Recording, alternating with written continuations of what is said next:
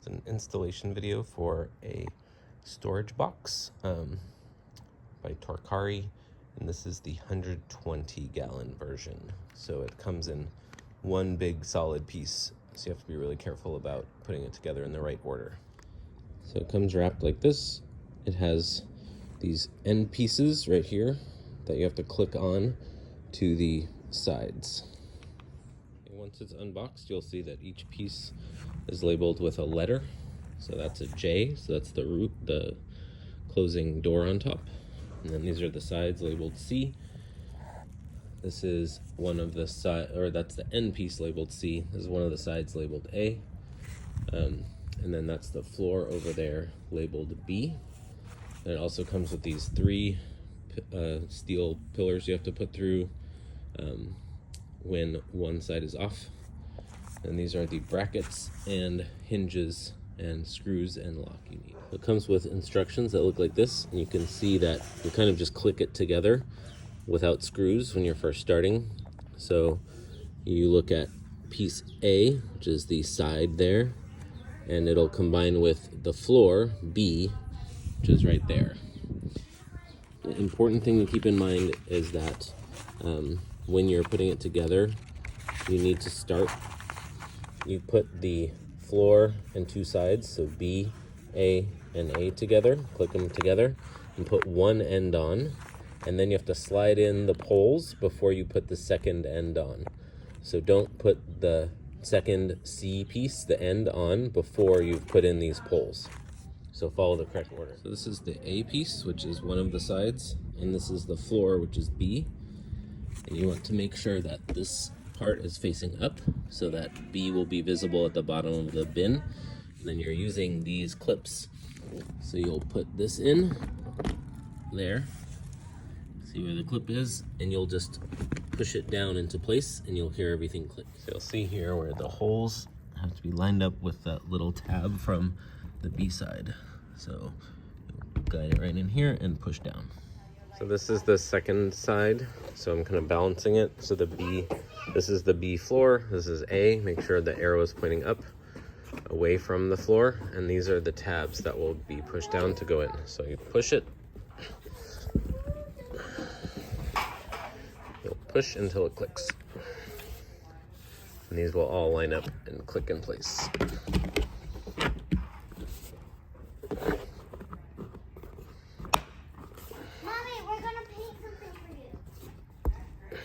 And then you'll upright it and put one end. So once A and B are together, I found it easier to stand it up like this. And then you take the C side piece, the handle facing up this way, and you're gonna pop this into place from the top with these clips. So now the cap is on. You kind of have to hit these to click them into place, but then after that they are not removable, so don't try to take it apart. Now the metal piece is going to slide in here, and then it'll be bracketed in. So make sure you slide the metal piece now while this is still open. If you put the end piece on, it won't work. Based on the manual, it looks like this inside edge is supposed to go toward the plastic, and the flat edge, this one, is supposed to go facing the inside. So I'm thinking it'll go like this and slide in into that hole all the way at the end, and then it'll get screwed in place with other pieces. So I slid these pieces into the end, and then I get them as far as I can. And offset a little bit here, like it's maybe 2 inches out. Same here.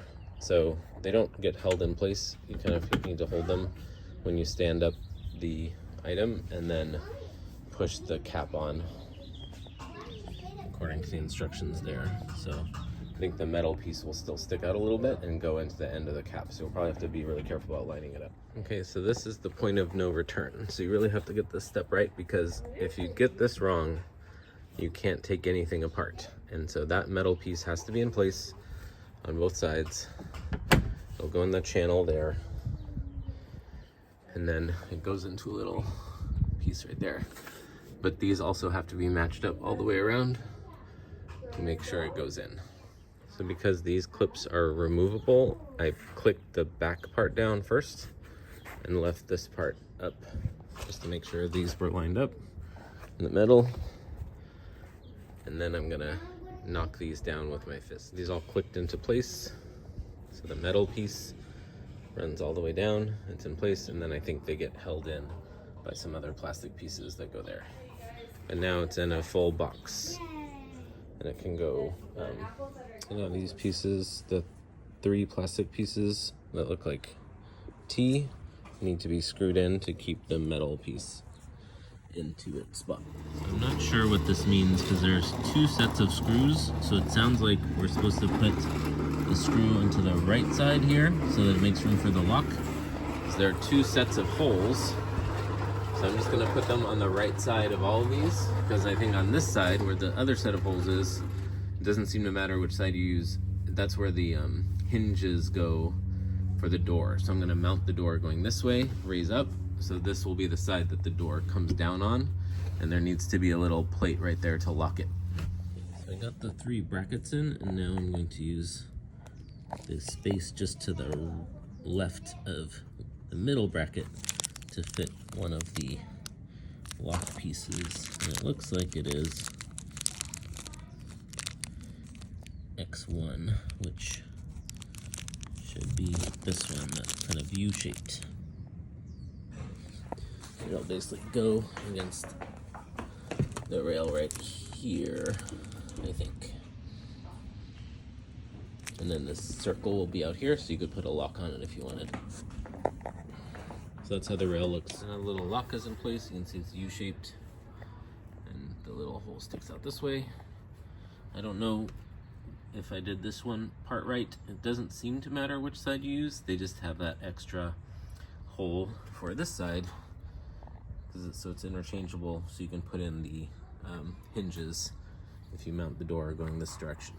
The 3rd rail goes in the roof, like on the back end, and it looks like the hollow part goes this way toward the long part of the door, and then you put the brackets in place with screws all the way down to hold it. Now the hole is in with all 4 brackets on the door. Okay, so this is the door, piece J. So it has the latch part here, and that's gonna mate with this. And then you can see where the hinges kind of line up with the holes there. And the bar goes through and is bracketed in place with 4 plastic retainers. So the bar is going to be on the front part of the door to maintain some structural integrity there.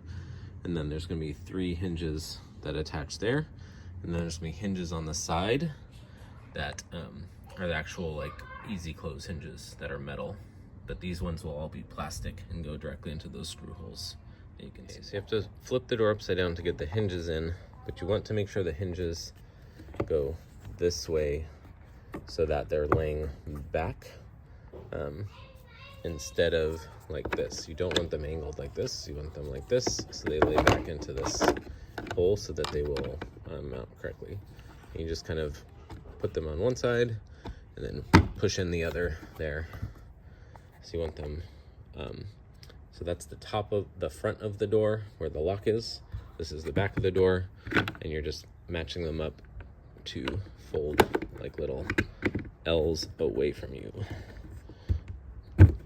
Okay, so there. So it looks straight up, and then you're gonna flip it over, and these holes will match up with those holes.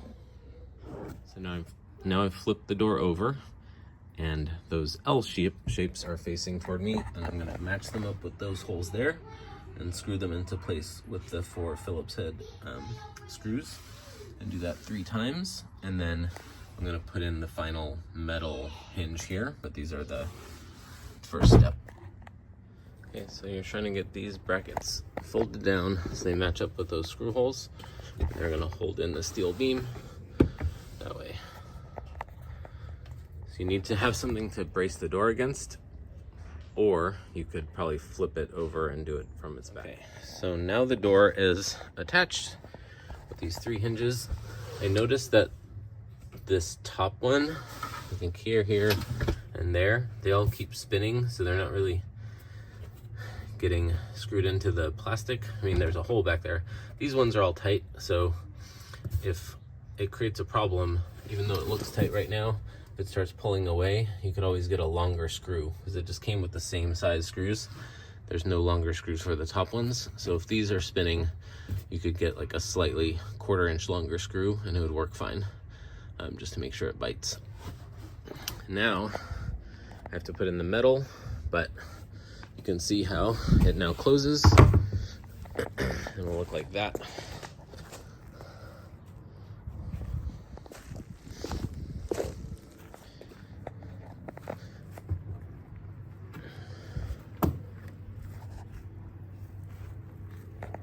So now I have to put these hinges in to the sides.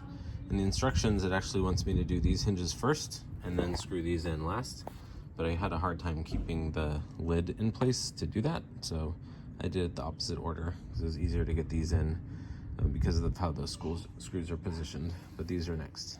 So you can see when you put these in, just open them up and you'll see 3 screws on one side, 2 holes on the other. So this one will go here. This one will seat in here. So you screw 3 screws and then you'll bend the lid a little bit until it mates up and you can do the other 2. So I decided to put the 2 hinges in first, and then as I had this resting up against the pole, I can then just close it a little bit and it can rest here, and I can do the other 2 screws on both sides, and then we'll be ready for the final latch to go here, and then it's done. Okay, so those hinges are now in, and then the last step is to put in this piece, which will go this way so that it matches up with this. So it'll end up being in this position so you can lock it together. So you just make sure it's facing, those holes are facing away from you, and screw it in right there in those final 2 holes. Okay, so now the latch has been screwed in. You should note that this hole is bigger than the other one, so you kind of have to make sure you hedge to the right, and then this one goes in place just to keep it straight. And then you can bend it down, the hydraulic kind of goes well, and then it's about that far away, so I think a lock could go through, but it's not perfect.